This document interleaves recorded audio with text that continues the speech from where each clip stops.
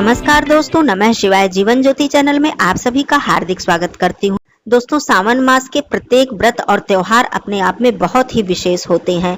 सावन मास का गणेश चतुर्थी का व्रत रखने से भगवान गणेश जी की कृपा प्राप्त होती है। हमारे घर में सुख सौभाग्य की प्राप्ति होती है, संतान का कल्याण होता है और संतान प्राप्ति में आ रही बाधा भी दूर होती है। भगवान गणेश जी हमारे समस्त संकट को दूर करते हैं। इस वीडियो में आप सभी लोग श्रवण करेंगे गणेश चतुर्थी की 4 कथाएं एक साथ और आरती का भी श्रवण करेंगे। तो गणेश चतुर्थी के पर्व पर आइए श्रवण करते हैं गणेश चतुर्थी व्रत की 4 कथाएं। वक्रतुंड महाकाय सूर्यकोटि समप्रभ निर्विघ्नं कुरु मे देव सर्वकार्येषु सर्वदा। पहली कथा। एक बार देवता कई विपदाओं में घिरे हुए थे, तब वह मदद मांगने के लिए भगवान शिव के पास आए। उस समय शिव के साथ कार्तिकेय भगवान तथा गणेश जी भी बैठे हुए थे। देवताओं की बात सुनकर शिव जी ने कार्तिकेय व गणेश भगवान जी से पूछा कि तुम में से कौन देवताओं के कष्टों का निवारण कर सकता है। तब कार्तिकेय तथा गणेश जी दोनों ने ही स्वयं को इस कार्य के लिए सक्षम बताया। इस पर भगवान शिव ने दोनों की परीक्षा लेते हुए कहा कि जो भी तुम दोनों में से सबसे पहले पृथ्वी की परिक्रमा करके आ जाएगा, वही देवताओं की मदद करने के लिए जाएगा। भगवान शिव के मुख से यह वचन सुनते ही कार्तिकेय अपने वाहन मोर पर बैठकर पृथ्वी की परिक्रमा करने के लिए चल पड़े। परंतु गणेश जी सोच में पड़ गए कि वह चूहे के ऊपर सवारी करके पूरी पृथ्वी की परिक्रमा करेंगे तो इस कार्य में उन्हें बहुत ही समय लग जाएगा। तभी उन्हें एक उपाय सूझा। गणेश जी अपने स्थान से उठे और अपने माता पिता की 7 बार परिक्रमा करके वापस बैठ गए। परिक्रमा करके लौटने पर कार्तिकेय भगवान स्वयं को विजेता बताने लगे। तब शिव जी ने गणेश जी से पृथ्वी की परिक्रमा न करने का कारण पूछा। तब गणेश जी ने कहा कि माता पिता के चरणों में ही समस्त लोक है। यह सुनकर भगवान शिव जी ने गणेश जी को देवताओं के संकट को दूर करने की आज्ञा दी। इस प्रकार भगवान शिव ने गणेश जी को आशीर्वाद दिया कि चतुर्थी तिथि के दिन जो भी तुम्हारा पूजन करेगा और रात्रि में चंद्रमा को अर्घ्य देगा, उसके तीनों पाप दैहिक, दैविक और भौतिक तीनों ही ताप दूर होंगे। इस व्रत को करने से व्रतधारी के सभी प्रकार के दुख दूर होंगे और जीवन में भौतिक सुखों की प्राप्ति होगी। चारों तरफ से मनुष्य की सुख समृद्धि बढ़ेगी। पुत्र पौत्रादि धन ऐश्वर्य की कमी कभी नहीं होगी। दूसरी कथा। एक समय की बात है, राजा हरिश्चंद्र के राज्य में एक कुम्हार था। वह मिट्टी के बर्तन बनाता था, लेकिन वह कच्चे ही रह जाते थे। एक पुजारी की सलाह पर उसने इस समस्या को दूर करने के लिए एक छोटे बालक को मिट्टी के बर्तनों के साथ आमा में डाल दिया। उस दिन संकष्टी चतुर्थी का व्रत था। उस बच्चे की माँ अपने बेटे के लिए परेशान थी। उसने गणेश जी से अपने पुत्र की कुशलता के लिए प्रार्थना की। दूसरे दिन जब कुम्हार ने सुबह उठकर देखा तो आमा में उसके सभी बर्तन पक गए थे, लेकिन उस बच्चे का बाल भी बांका नहीं हुआ था। वह डर गया और राजा के दरबार में जाकर सारी घटना बताई। इसके बाद राजा ने उस बच्चे और उसकी माँ को बुलवाया तो माँ ने सभी तरह के विघ्न को, संकट को दूर करने वाली संकष्टी चतुर्थी व्रत का वर्णन किया। इस घटना के बाद से सभी महिलाएं संतान और परिवार के सौभाग्य तथा कल्याण के लिए संकट चौथ अर्थात गणेश चतुर्थी का व्रत करने लगी। तीसरी कथा। एक समय की बात है, भगवान विष्णु जी का विवाह लक्ष्मी जी के साथ निश्चित हो गया था। विवाह की तैयारी होने लगी। सभी देवताओं को निमंत्रण भेजे गए, परंतु गणेश जी को निमंत्रण नहीं दिया गया। कारण जो भी रहा हो, अब भगवान विष्णु जी की बारात जाने का समय आ गया। सभी देवता अपनी पत्नियों के साथ विवाह समारोह में आए। उन सभी ने देखा कि गणेश जी कहीं भी दिखाई नहीं दे रहे हैं। तब वे आपस में चर्चा करने लगे कि क्या गणेश जी को न्योता नहीं दिया गया है या स्वयं गणेश जी नहीं आए। इस पर सभी को आश्चर्य होने लगा। तब सभी ने विचार किया कि विष्णु भगवान जी से ही इसका कारण पूछ लिया जाए। भगवान विष्णु जी से पूछने पर उन्होंने कहा कि हमने गणेश जी के पिता भगवान भोलेनाथ जी को न्योता भेज दिया है। यदि गणेश जी अपने पिता के साथ आना चाहते तो आ जाते, अलग से न्योता देने की कोई आवश्यकता नहीं थी। दूसरी बात यह है कि उनको 1.25 मन मूंग, 1.25 मन चावल और 1.25 मन घी का लड्डू भोजन में दिन भर चाहिए। यदि गणेश जी नहीं आएंगे तो कोई बात नहीं, दूसरे के घर जाकर इतना सारा खाना पीना अच्छा नहीं लगता है। वार्ता कर ही रहे थे कि किसी ने सुझाव दिया कि यदि गणेश जी भी आ जाएं तो उनको द्वारपाल बनाकर बिठा देंगे और कहेंगे कि आप घर का ध्यान रखना, आप चूहे पर बैठकर धीरे धीरे चलोगे तो बारात से बहुत पीछे रह जाओगे। यह सुझाव सभी को पसंद आया तो विष्णु भगवान जी ने भी अपनी सहमति दे दी। इस पर गणेश जी वहां पर आ पहुंचे और उन्हें समझा बुझाकर घर की रखवाली करने के लिए बैठा दिया गया।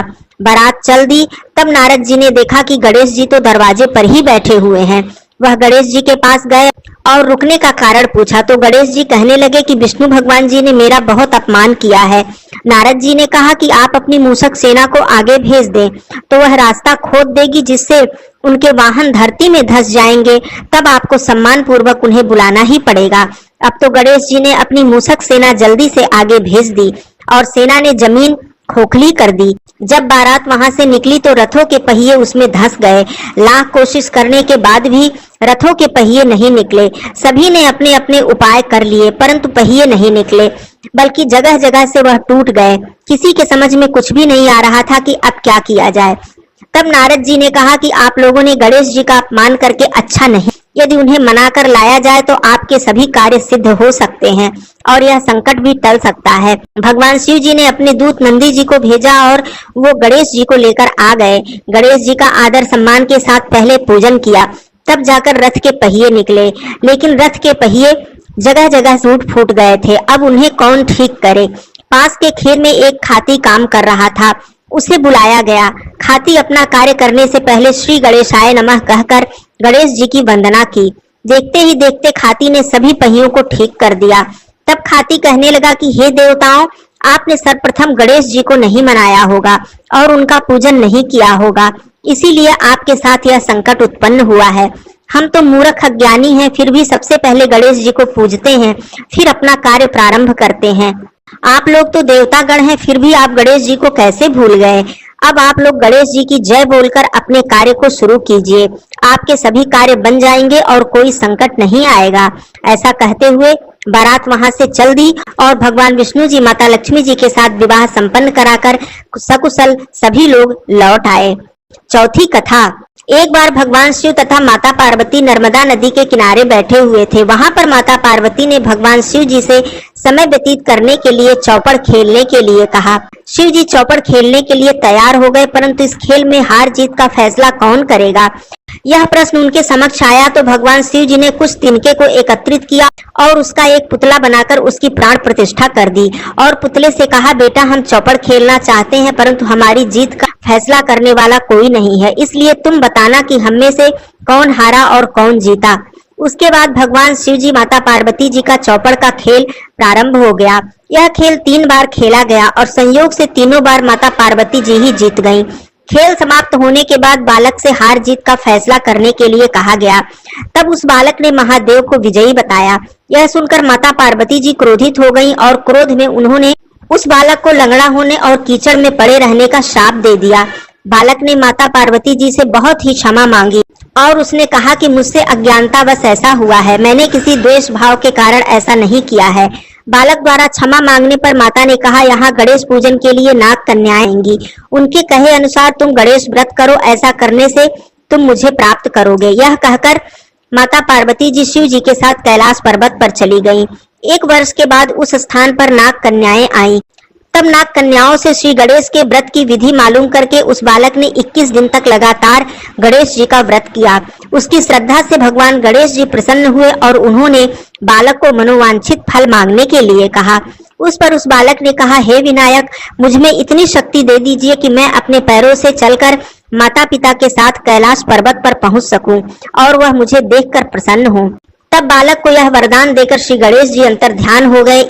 इसके बाद वह बालक कैलाश पर्वत पर पहुंच गया और कैलाश पर्वत पर पहुंचने की अपनी कथा उसने भगवान शिव जी को सुनाई। चौपड़ वाले दिन से माता पार्वती जी शिव जी से विमुख हो गई थी, अतः देवी के रुष्ट होने पर भगवान शिव जी ने बालक के बताए के अनुसार 21 दिनों तक श्री गणेश जी का व्रत किया। इस व्रत के प्रभाव से माता पार्वती के मन से भगवान शिव जी के लिए जो नाराजगी थी वह समाप्त हो गई। यह व्रत विधि भगवान शंकर ने माता पार्वती को बताई। यह सुनकर माता पार्वती के मन में भी अपने पुत्र कार्तिकेय से मिलने की इच्छा जागृत हुई। तब माता पार्वती ने भी 21 दिन तक श्री गणेश जी का व्रत किया तथा दूर्वा फूल और लड्डुओं से गणेश जी की पूजा अर्चना की। व्रत के 21वें दिन कार्तिकेय जी स्वयं माता पार्वती जी से मिलने आ पहुंचे। उस दिन से श्री गणेश चतुर्थी का यह व्रत समस्त मनोकामनाओं की पूर्ति करने वाला व्रत माना जाता है। इस व्रत को करने से मनुष्य के सारे संकट दूर होकर मनुष्य को समस्त सुखों की प्राप्ति होती है। बोलिए श्री गणेश भगवान की जय। बोलिए माता पार्वती मैया की जय। बोलिए भगवान भोलेनाथ की जय। जय गणेश जय गणेश जय गणेश देवा, माता जाकी पार्वती पिता महादेवा। पान चढ़े फूल चढ़े और चढ़े मेवा, लड्डुअन का भोग लगे संत करें सेवा। एक दंत दयावंत चार भुजाधारी, मस्तक सिंदूर सोहे मूस की सवारी। जय गणेश जय गणेश जय गणेश देवा, माता जाकी पार्वती पिता महादेवा। अंधन को आँख देत कोढ़िन को काया, बाझन को पुत्र देत निर्धन को माया। जय गणेश जय गणेश जय गणेश देवा, माता जाकी पार्वती पिता महादेवा। दीनन की लाज रखो शंभु सुतवारी, कामना को पूर्ण करो जग के बलिहारी। जय गणेश जय गणेश जय गणेश देवा, माता जाकी पार्वती पिता महादेवा।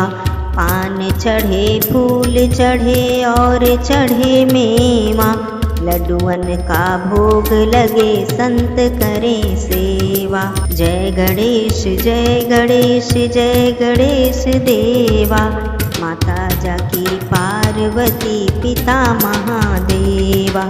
बोलिए श्री गणेश भगवान की जय। माता पार्वती मैया बाबा भोलेनाथ की जय। आप सभी लोगों को गणेश चतुर्थी व्रत की हार्दिक शुभकामनाएं। धन्यवाद दोस्तों। नमः शिवाय। हर हर महादेव।